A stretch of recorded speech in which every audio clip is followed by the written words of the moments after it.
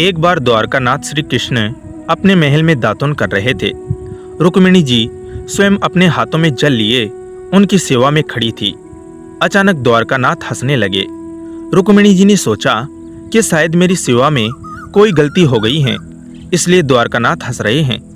रुक्मिणी जी ने भगवान श्री कृष्ण से पूछा, प्रभु आप दातुन करते हुए अचानक इस तरह हंस क्यों पड़े? क्या मुझसे कोई गलती हो गई? कृपया आप मुझे अपने हंसने का कारण बताएं। श्री कृष्ण बोले, नहीं प्रिय, आपसे सेवा में त्रुटि होना कैसे संभव है? आप ऐसा न सोचें, बात कुछ और है। रुक्मिणी जी ने कहा, आप अपने हंसने का रहस्य मुझे बता दे तो मेरे मन को शांति मिल जाएगी, अन्यथा मेरे मन में बेचैनी बनी रहेगी। तब श्री कृष्ण ने मुस्कुराते हुए रुक्मिणी जी से कहा, देखो वह सामने एक चींटी के पीछे कितनी तेजी से दौड़ा चला जा रहा है।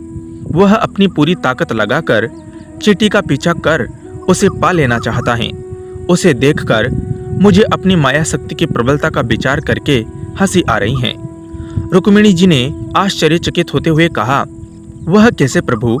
इस चींटी के पीछे चींटी के दौड़ने पर आपको अपनी माया शक्ति की प्रबलता कैसे दिख गई? भगवान श्री कृष्ण ने कहा, मैं इस चींटी को 14 बार इंद्र बना चुका हूँ। 14 बार देवराज के पद का भोग करने पर भी इसकी भोग लिप्सा समाप्त नहीं हुई है। यह देखकर मुझे हंसी आ गई। इंद्र की पदवी भी भोग योनि है। मनुष्य अपने उत्कृष्ट कर्मों से इंद्रत्व को प्राप्त कर सकता है।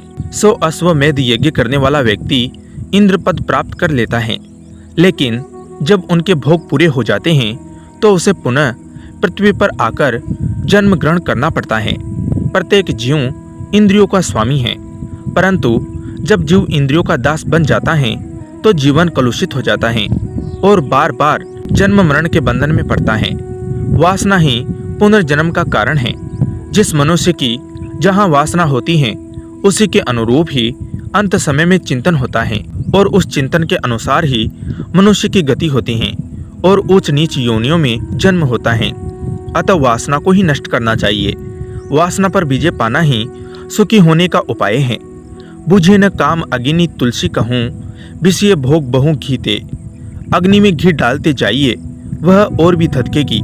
यही दशा काम की है। उसे बुझाना हो तो संयम रूपी शीतल जल डालना होगा।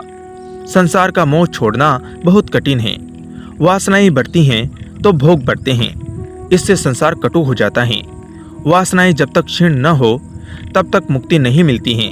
पूर्व जन्म का शरीर तो चला गया, परंतु पूर्व जन्म का मन नहीं गया। नास्ति तृष्णा समम दुखम, नास्ति त्याग समम सुखम।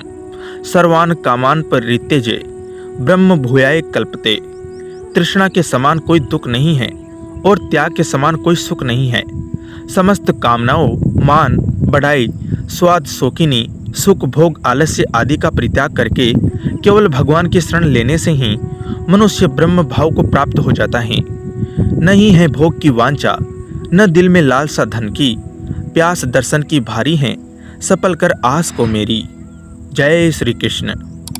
धन्यवाद दोस्तों।